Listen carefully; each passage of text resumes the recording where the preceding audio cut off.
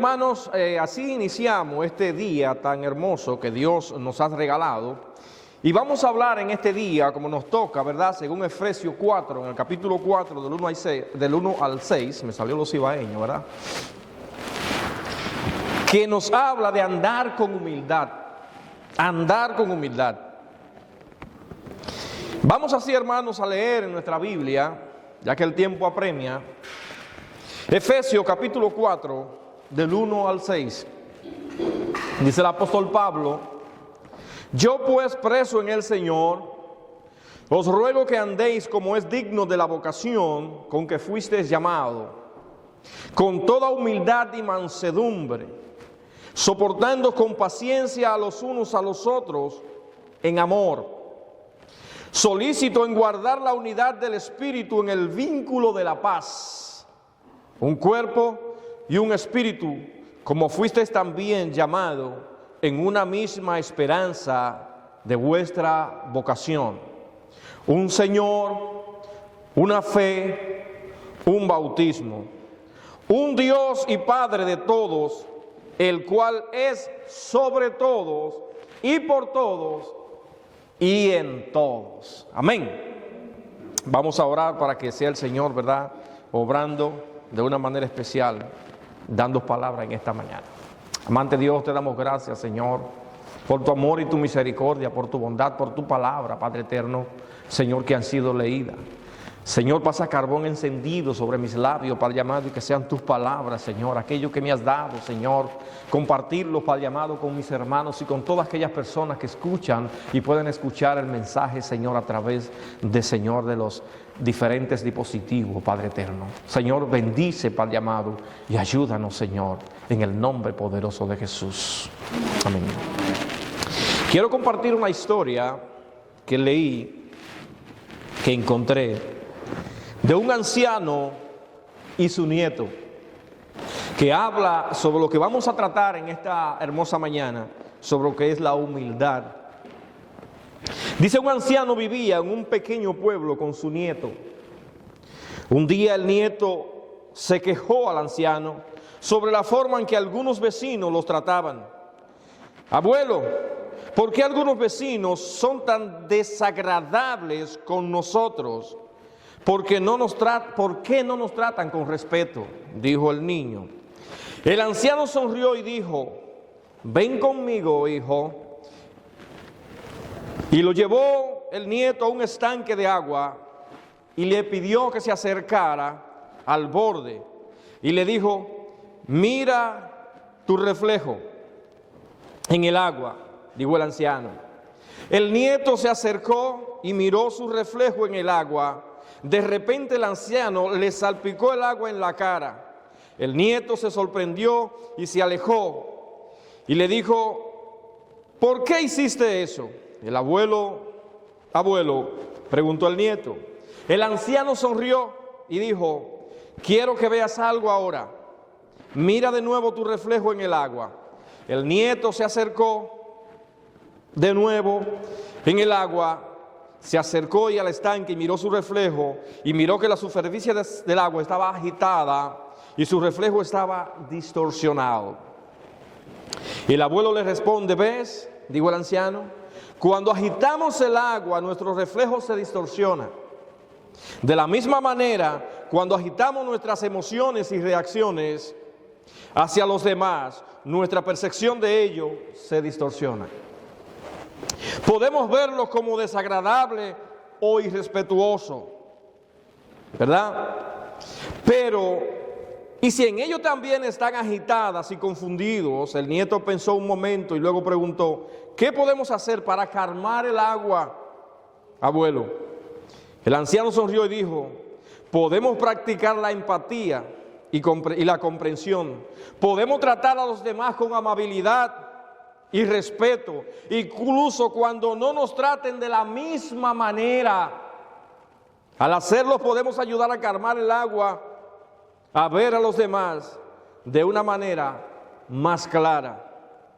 Esta historia nos ayuda a reflexionar sobre cómo debemos de tratar a los demás.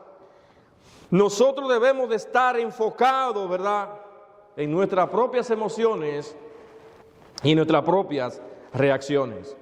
Nos olvidamos muchas veces nosotros de las empatías y la comprensión, o estamos dispuestos a calmar al agua y tratar a los demás con amabilidad y respeto, incluso cuando no lo hagan con nosotros. La historia del anciano y del nieto nos recuerda que la verdadera sabiduría y la verdadera bondad se encuentra en la capacidad de ver a los demás con claridad y tratarlo con amabilidad y respeto. ¿Qué podemos aprender nosotros de esta historia? Que debemos de hacer lo mismo. Así como Jesús le dijo a aquel hombre, ¿verdad? Aquel samaritano, la historia sobre el samaritano, cuando le dijo, ¿sabe quién es el prójimo de aquello? Dice aquel que tuvo compasión de él y le dijo, ve tú y haz lo mismo. Pablo en estos versículos nos exhorta a los creyentes a vivir una vida de manera digna del llamado que han recibido.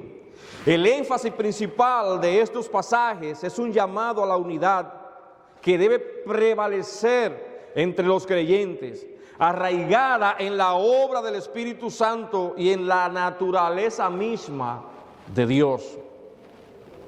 En primer lugar nos indica, como ya leímos, yo preso en el Señor, dice el apóstol Pablo. Y esta frase me llamó a la atención cuando dijo yo preso en el Señor. Porque él no dice estoy preso por el Señor, sino dice yo estoy preso en el Señor. Y así lo expresa en varias cartas que él escribe. Dice yo preso en el Señor. Esto me llamó la atención, ¿verdad? Y me puse a investigar más profundo sobre este punto. Y la palabra griega es Kyrio. Es muy común en Pablo en sus cartas. Se refiere a la intimidad que tenía con el Señor. Si usted nota la expresión que expresó, que es preso en el Señor, puede observar que él enfoca como si él se debiera a Dios, se debiera a Cristo. Es lo que está enfocando, yo me debo a Cristo. Eso es lo que Pablo quiere enfatizar cuando dice yo preso en el Señor. Cuando usted se siente endeudado con alguien, como dice el libro Proverbio, que aquel que pide prestado es que es esclavo del que le prestó porque tiene que rendir cuenta. En este punto nosotros fuimos salvados por Cristo, fuimos restaurados por Él, fuimos rescatados por Él. Ya nosotros no nos pertenecemos a nosotros, nos pertenecemos a Cristo Jesús. Y ese es el punto en el cual Pablo dice yo preso en el Señor. No está hablando de una condición física, sino de una condición espiritual. Pablo estaba indicando que había un lazo en la relación con el Señor, su convicción, su fe, su entrega y su amor a Cristo. Pablo aquí entiende que su servicio y su entrega a Cristo es la forma más emotiva para identificarse con aquel que lo llamó y lo salvó. Él entiende al expresar esta frase que se siente tan profundamente agradecido con Cristo que sabe que esta es la manera de servir a Dios porque no tiene con qué pagar lo que Cristo hizo por él. Es tan grande el amor que él siente por el Señor que se identifica con los sufrimientos de Cristo.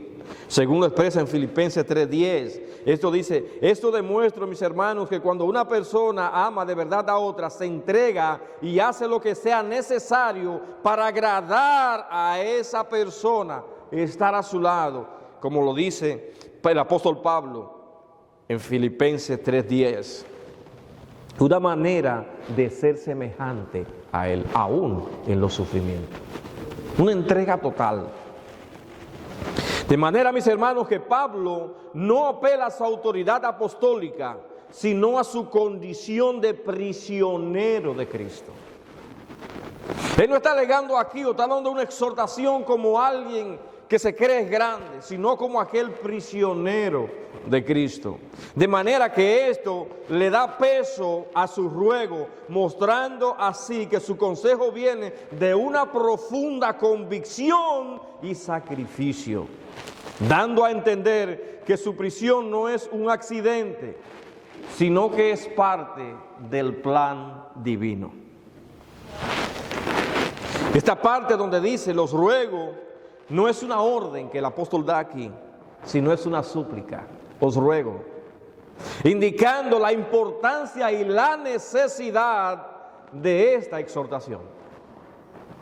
Es la importancia que el apóstol está dando a esto. Les ruego, hermanos. No es una orden, él está rogando, indicando la importancia que nosotros debemos de darle a este llamado, a esta exhortación. Y él dice que anden como es digno de la vocación con que fueron llamados. La palabra andar en la Biblia, como decía el hermano, a menudo se refiere en la forma de vida o conducta nuestra. Andar en la Biblia a menudo se refiere en la forma de vida y conducta. O sea que nuestra conducta, nuestra manera de caminar, nuestra manera de percibir la vida, la manera de nosotros relacionarnos con los demás, reflejen mi entrega a Cristo. Que de manera que puedan decir muchos, sin nosotros tener que predicarle, ese hombre o esa mujer son hombres y mujeres de Dios. Que nuestra conducta hablen solo. Digno de la vocación, esto implica que la vida del creyente debe reflejar la magnitud y la santidad del llamado que Cristo nos ha hecho a cada uno de nosotros. La vocación aquí se refiere al llamado de ser parte del cuerpo de Cristo, a ser coherederos de la gracia de Dios. Es un llamado a la salvación y una manera nueva de vivir en Cristo. Como nos dice 2 Corintios 2:17, que nos dice de modo que si alguno está en Cristo, nueva criatura es. Las cosas viejas pasaron y he aquí, todas son hechas nuevas. Y eso es lo que muchas veces nosotros debemos de sentarnos y reflexionar. ¿Qué ha cambiado de mí a través de los tiempos del caminar con Cristo? ¿Ha cambiado mi conducta? ¿Estoy reflejando yo a Cristo? ¿Estoy viviendo verdaderamente como Él quiere que yo viva? ¿Estoy siendo empático? ¿Estoy siendo humilde? ¿Estoy siendo yo obediente a su palabra? ¿Me estoy sometiendo a los preceptos, a los mandatos? Lo que nos indica que cuando una persona entrega su vida a Cristo, va a experimentar una transformación espiritual profunda y radical. Esta persona se convierte en una nueva criatura. Comienza desde aquí a pensar de nuevo. Si usted ofendía, ahora su forma de pensar es ser amable. Bendito sea el Señor. Lo que nos indica que la conducta de una nueva persona debe ser coherente con la identidad y el propósito que Dios ha llamado. La identidad y el propósito que Dios nos ha dado en Él, en su cuerpo, en Cristo. Podemos ver también que nos habla con toda humildad y mansedumbre, soportando con paciencia los unos a los otros. ¿En qué? En amor. Pablo aquí detalla las actitudes esenciales para mantener la unidad entre los creyentes. Con toda humildad nos dice que es todo lo opuesto a los hombres. La humildad es lo opuesto al orgullo, que es la fuente principal de las divisiones. El orgullo es la fuente principal de las divisiones. Por eso nos dice a nosotros, nos habla de la humildad. Para poder mantener esa unidad tenemos que llenarnos de humildad, ser humilde. Reconocer nuestra dependencia de Dios y la igualdad que debe ser directamente una fuente entre los creyentes ante Él. Ser humilde, por un lado, significa que todo lo que somos y lo que tenemos es de Dios, sabiendo que nada merecemos, que todo ha sido dado solo por la gracia de Dios. Yo me preguntaba leyendo esto, como estoy bregando con pintura, allá con el viejo, con cuadros, marcos y pintura, miraba una pintura bien hermosa y me decía, Muchas pinturas son reconocidas por su gran valor. Pero me preguntaba yo, ¿alguna pintura recibe un premio? No. Quien recibe el premio, quien recibe la gloria es el pintor. La pintura solamente recibe, ¿verdad?, lo que se puede ver de ella. Se refleja su magnitud. Y yo meditaba en esto, viendo ese cuadro, y decía, nosotros tenemos que ser así, que reflejemos la gloria de Dios en nosotros, de manera, mis hermanos, que la gloria y la honra sea solamente para Dios, nosotros dando a entender que nada somos sin Él. Amén. Bendito sea el Señor. El crédito se lo lleva el pintor. Así nosotros debemos ser cada uno, entendiendo que la gloria y el honor es para Dios, solamente para Él. Esto implica no tener una opinión exagerada de nosotros mismos, sino ser sinceros, reconocer que a Dios debemos todo lo que somos. Toda gloria. Andar con humildad es una manera de vivir que se caracteriza por tener una evaluación realista y modesta de nosotros mismos. Por eso nos dice el apóstol, que ninguno tenga mayor concepto de sí mismo que el que debas tener. Reconociendo nuestras limitaciones y dependencia de Dios y valorando a los demás. Y esto no es pensar menos de nosotros mismos, sino pensar menos en uno mismo. La base de la humildad cristiana es entender que todo lo que tenemos y somos proviene de Dios. No atribuirse méritos. Reconocer que nuestros talentos y habilidades y logros son dones de Dios, no nuestros. No producto exclusivo de nuestro propio esfuerzo, porque esto nos evita la jactancia. Y miren algo, cuando yo termino un mueble, bien que lo pinto, lo termino, me quedo observando lo que hice, pintado y terminado, y me siento contento, ¿verdad? ¡Wow! ¡Qué buen mueble! ¡Qué bien me quedó! Y yo me imagino al Señor, mire, yo me imagino al Señor allá desde el trono de su gracia, cuando nosotros podemos aplicar las palabras en nuestras vidas, vivir sumergido y dar ejemplos de hombres y mujeres sumisos en la palabra, de expresar que los demás vean la gloria de Dios en nuestras vidas, cómo Dios se goza en nosotros. Y ese es nuestro objetivo principal, llevar, glorificar y honrar a nuestro Dios en todas las cosas que hacemos.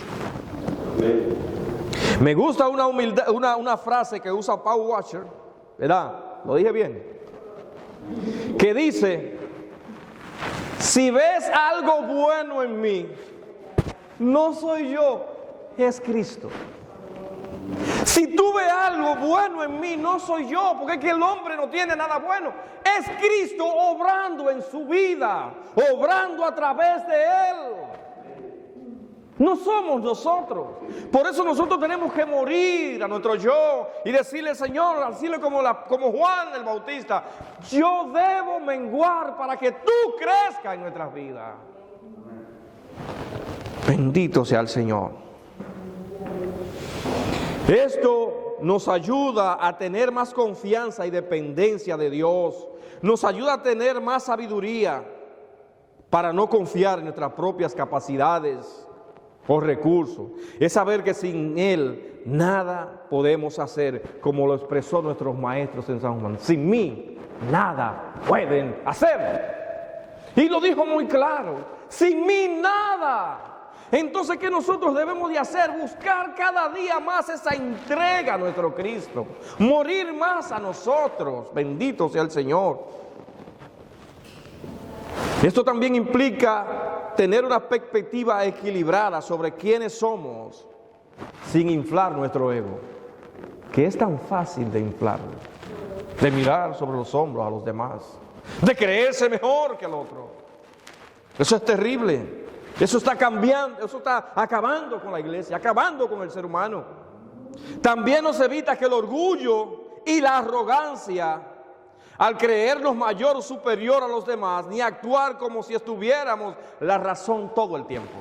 Y hay personas así que se creen que tienen la razón todo el tiempo. Esto nos ayuda también a reconocer nuestros errores y admitir cuando nos equivocamos, pedir perdón, aprender de nuestras faltas, sin ponerse siempre a la defensiva. No buscar prominencia, no querer ser el centro de atención, ser elogiado constantemente o tener el control sobre los demás o sobre cualquier situación que se presente. Esto también nos ayuda a tener una disposición de servir de una manera desinteresada y sin quejas. Porque aquel que sirve con amor, siempre he mantenido esta palabra, aquel que sirve por amor no se queja. No se queja. Por eso el apóstol Pablo nos dice, quítese de ustedes toda gritería, todo enojo, toda queja. Quítela delante de usted, porque Cristo no se quejó cuando dio su vida por usted. Nos enseña a reconocer a los demás como superior, como dijo Jesús, a hacer con los demás como quiere que hagan contigo. La humildad nos lleva a poner a otros en un lugar de honor y tratarlo con dignidad. Considerar los intereses y necesidades de los demás por encima de lo mío. Cosas que no nos gustan. Y siempre buscamos excusa para esto. Pero así nos dice Filipenses 2:13. Nada hagáis por contienda ni vanagloria. No soy yo que estoy hablando, es el Señor en su palabra. No hagáis nada por contiendas ni vanagloria. Antes bien, con humildad, estimando cada uno superior a sí mismo. Escuchar a los demás activamente, prestar atención genuina a las opiniones, sentimientos y perspectivas de los demás, incluso si difieren de la nuestra. Estar abierto, sabiendo que podemos aprender de los demás sin importar su estatus, edad o conocimiento aparente. Esto nos ayuda a alegrarse por el éxito ajeno. Cuando nosotros andamos en humildad, esto nos ayuda a alegrarnos por el éxito ajeno. Cuando usted ve a un hermano que va avanzando y va hacia adelante, usted se siente contento, porque es parte suya. Usted se gloría con esto. Cuando usted ve a un hermano que está buscando a Dios, que ama a Dios y quiere mostrar la gloria de Dios, usted se siente contento por esto. Debe sentir, no puede sentir celos. Jamás. Debe sentirse, principalmente, como decimos, orgulloso de que un hermano está subiendo. Apoye, alegre, que así como desea que él suba, si usted quiere subir, ¿qué a usted le gustaría hacer cuando usted esté subiendo? ¿Ver que los demás lo quieran pisar? No. Tratar a los demás como quieren que traten contigo. Incluso se difieren de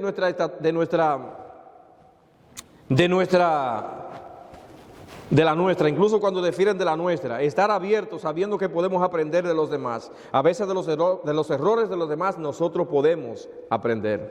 Celebrar con sinceridad el éxito de los demás cuando sean reconocidos o prosperan en un ámbito. También nos ayuda a no defender, a no ofenderse. Oiga bien, también la humildad nos ayuda a no ofendernos tan fácilmente. Cuando una persona es humilde, no todas las cosas le ofenden, no, porque el que es humilde, él sabe su condición y siempre mantiene su perfil bajo ante Dios. Una persona humilde no toma la crítica o el desplante personales como un resentimiento que no puede ser, sino debe evaluarlo objetivamente y puede perdonar sin guardar rencor. Yo no creo muchas veces en esas personas que dicen, yo perdoné, yo te perdono, no hay problema. Pero cuando llega el momento, ahí sacan el saco que tenían guardado contra ti, con lo que tú le hiciste, mira, y te lo estiran ahí. Eso no es perdón. Eso no es perdón. No. Debemos de parecernos a Dios, como dijo Cristo en la oración. Debemos parecernos a Él. ¿Qué hace Dios con nuestras ofensas? Con nuestro pecado. Dice que lo tira a lo más profundo de la mar. ¿Y qué hace con ello? Nunca más se olvida de Él. Se recuerda de esto. Nosotros debemos de imitar a Dios. Sacar a flote algo que nos han hecho, ya que nosotros dijimos perdón, es sacarlo, es tenerlos ahí guardados y presentarlo como una defensa. La persona humilde no hace esto. Anotan las cosas en su corazón, una por una, y se va llenando, y luego ante su defensa la usan como un arma. No guarda, eso es guardar resentimiento. Guardar resentimiento. El que perdona, olvida. Pasó, sí pasó, no podemos obviar eso. Pero el problema es que yo no puedo usarlo como un arma contra aquel, contra el otro, contra mi hermano. Proverbios 19:11 dice que la cordura del hombre detiene su furor. Oiga bien, la cordura del hombre detiene su furor y su honra es pasar por alto las ofensas. Wow. Cuando un hombre deja pasar por alto las ofensas, es un hombre con cordura.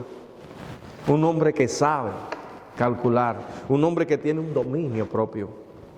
Esto nos enseña a ignorar, a no responder a una ofensa, insulto o agravio. Nos enseña a tener dominio propio y a mostrar sabiduría y paciencia en lugar de reaccionar impulsivamente. Esto demuestra madurez emocional y la capacidad de controlar nuestros impulsos. Por eso el apóstol Pablo nos sigue enseñando, soportando los unos a los otros.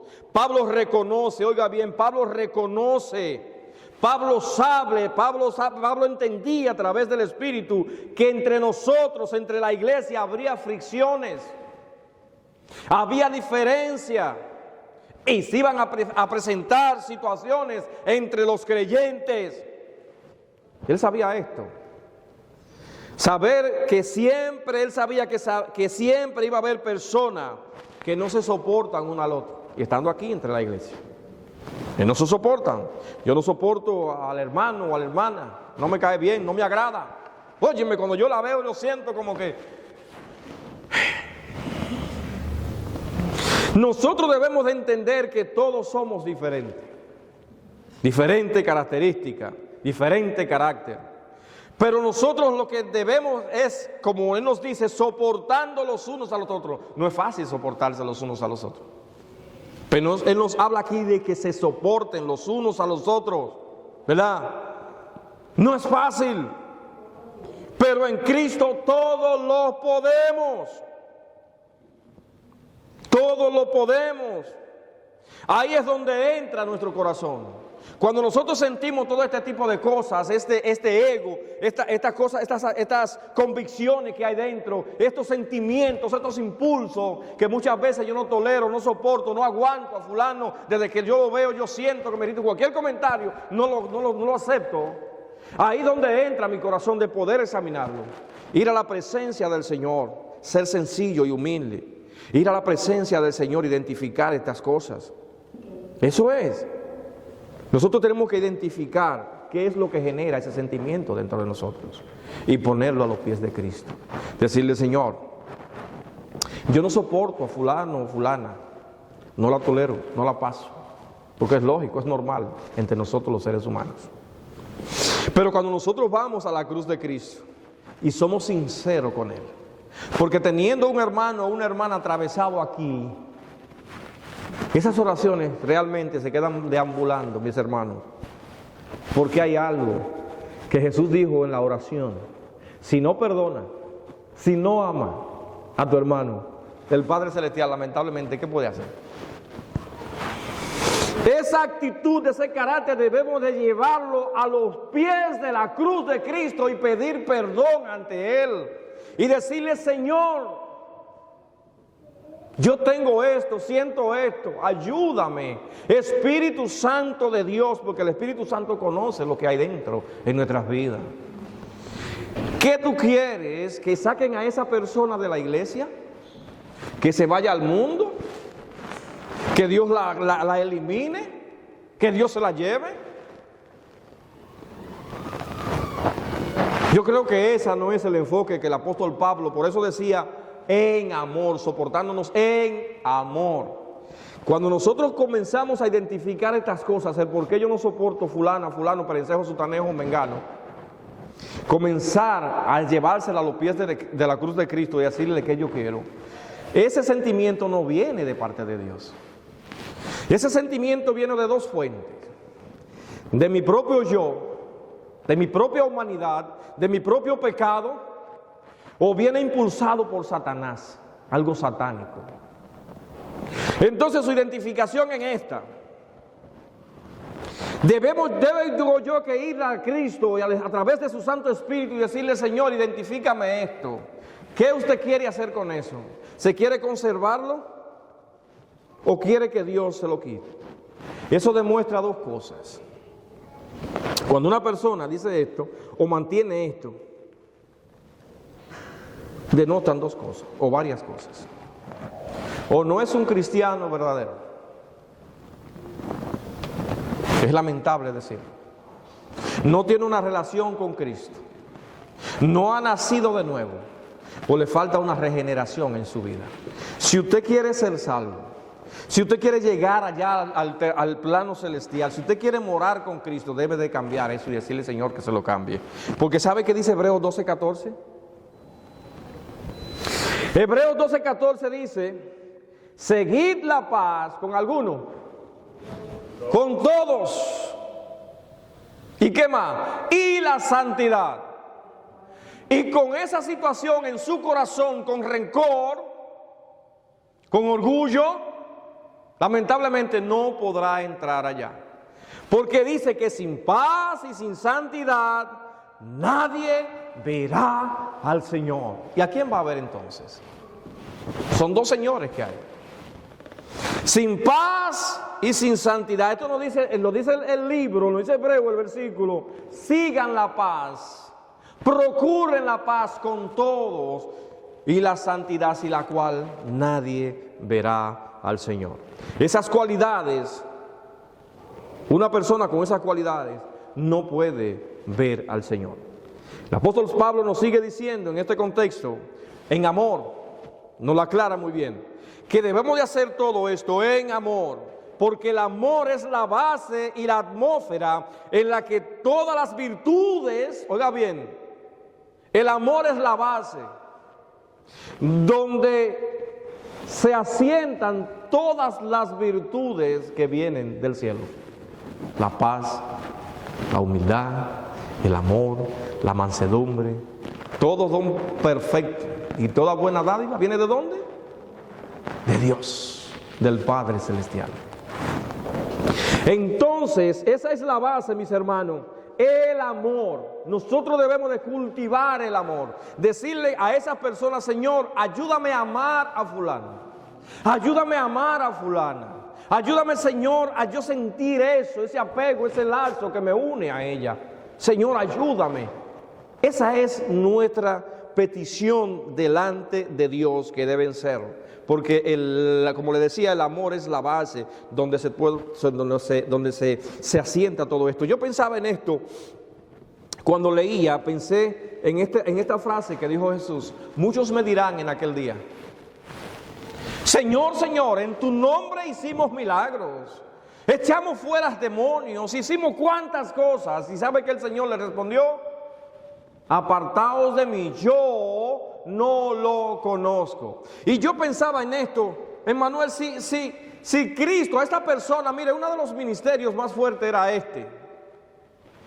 Y si Cristo a esta gente que operaban en esa magnitud le dijo: yo no lo conozco, ¿qué será de nosotros?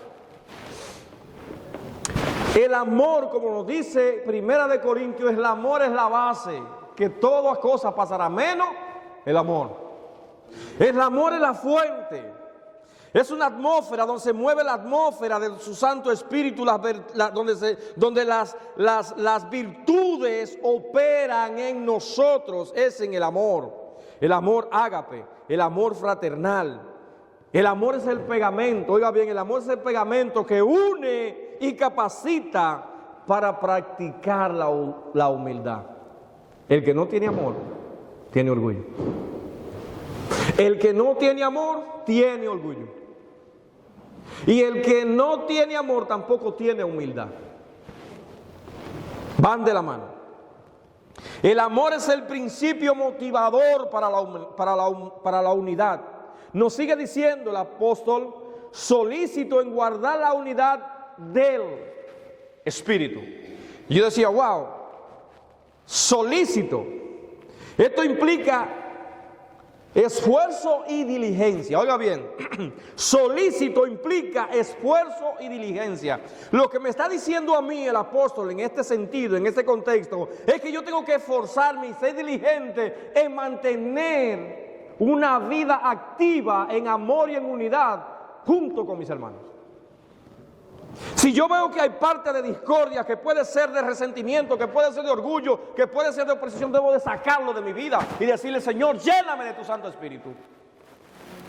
Lléname de ti, Padre amado, porque si no es en el Espíritu, yo no puedo hacer nada. Es el Espíritu Santo que nos ayuda a ser tolerante, a ser pasivo.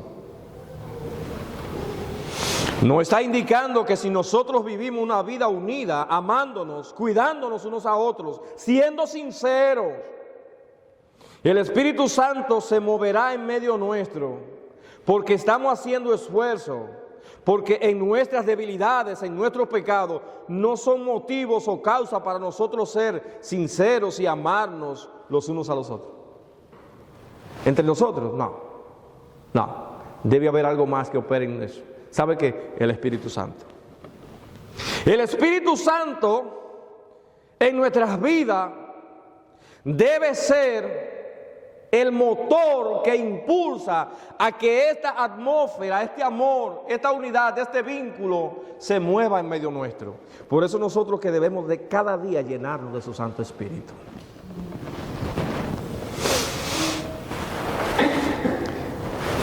El Espíritu Santo es quien nos ayuda y nos motiva a amarnos los unos a los otros. Como Él es el autor de toda unidad y de todo amor, nos va a ayudar de una manera extraordinaria y se moverá en medio nuestro. Él sería la influencia que uniría a su iglesia y atraería las almas a Cristo. En el Nuevo Testamento, en la iglesia primitiva, dice que Dios, que la gente se unía a la iglesia, pero era a través de la armonía que tenía la iglesia. Ese vínculo de amor era lo que motivaba a los demás a unirse a la iglesia, a unirse a los apóstoles. Ese amor, ese vínculo, porque donde hay amor y hay ese vínculo de estrechez, de unidad, la paz reina sobre cada uno de nosotros. Porque si hacemos esto, nos convertiríamos en una lumbrera en este lugar. Y es maravilloso, hermanos, que la gente vea y diga donde hay una iglesia, donde se ilumine, donde se predique el amor de Jesucristo, donde se predique la palabra fiel y verdadera, donde esté la paz de Dios, allí donde hay amor entre los hermanos, donde hay humildad entre nosotros. La paz es el lazo que mantiene la unidad en medio nuestro. Pablo presenta una serie de afirmaciones de unidad que sirven como fundamento teológico de la exhortación a vivir en armonía. Estas son las realidades objetivas y no dependen de conducta humana, sino que deben ser inspiradas. Es decir, que en nosotros no está esto, no está, sino que debemos de morir a nosotros mismos para que el Espíritu Santo pueda inspirar esto en nosotros. Sacar el ego. A través de esto, ser un cuerpo y en un espíritu, como fuimos llamados, en una misma esperanza. Es decir, que usted y yo tenemos una misma esperanza, un objetivo. Entonces, ¿por qué vivir en discordia? Si una misma esperanza es la que nos une, si un solo objetivo es lo que nos une, el amor de Cristo, llegar a la patria celestial. La esperanza es la gloria futura, la resurrección, la venida de Cristo y la vida eterna. Esta esperanza es la que nos une. Esperamos un mismo destino, estar con Cristo allá en el reino celestial. Es la vocación, es la misma llamada que inició la fe en nosotros y que debemos compartirla con los demás. Debemos de unirnos a los demás, debemos de compartir con los demás, porque es un mismo Señor, una fe, un mismo bautismo, un Dios y Padre de todos, el cual es sobre todo y todos y en todos. O sea que tenemos un mismo Padre, que debemos de amarnos y compartir y andar en humildad, dando a conocer. Debemos de andar en humildad siendo manso y humilde, pero no de apariencia, sino de corazón, como dijo Jesús en Mateo 11, 29. Esta frase describe la naturaleza de Jesús y es una invitación a sus seguidores a aprender de Él. ¿Qué dijo Él? Aprendan de mí, que soy manso y humilde. Manso y humilde. Ser humilde no significa ser débil, sino más tranquilo, amable y con dominio propio. Implica una fortaleza interior y un control sobre las emociones, especialmente en las situaciones que se nos pueden presentar a diario. Cuando llegan momentos difíciles en nuestras vidas, muchas veces son momentos desesperantes, que no encontramos salida, y muchas veces se despierta en nosotros, como decimos, el viejo hombre que quiere actuar, que quiere hacer justicia por su misma mano. Nos sentimos impotentes muchas veces ante situaciones que llegan a nuestras vidas y queremos defendernos. Y es ahí, mis hermanos, es ahí donde debemos de poner un alto a nuestras emociones. Debemos de poner un alto a nuestra lengua, un freno, parquear la lengua, como yo le digo, parquear la lengua. Es ahí, en ese momento, que tenemos que pedir al Espíritu Santo que tome el control y someternos a su palabra y a decirle al viejo hombre: escucha, ya no vivo yo, sino que Cristo vive en mí. Es ahí. No es decirlo aquí en la iglesia o citar un versículo, es ahí, ponerlo en práctica. Es en ese momento donde nosotros debemos demostrar que somos humildes y que somos parecidos a Cristo. Eso se llama ser humilde. Practicar la humildad es dejarse llevar por el Espíritu Santo y ser guiado por su palabra. Asimismo, hermanos míos, Dios nos ayude a andar siempre con humildad, reconociendo que dependemos de Dios y no del hombre. Amigo que me escucha,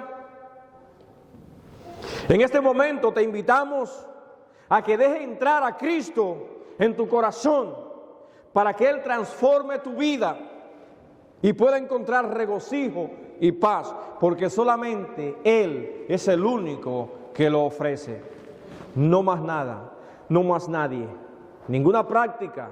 Solamente Cristo es el único que dijo: yo soy el camino, la verdad y la vida, y nadie viene al Padre si no es por mí. Dios le bendiga y Dios le guarde.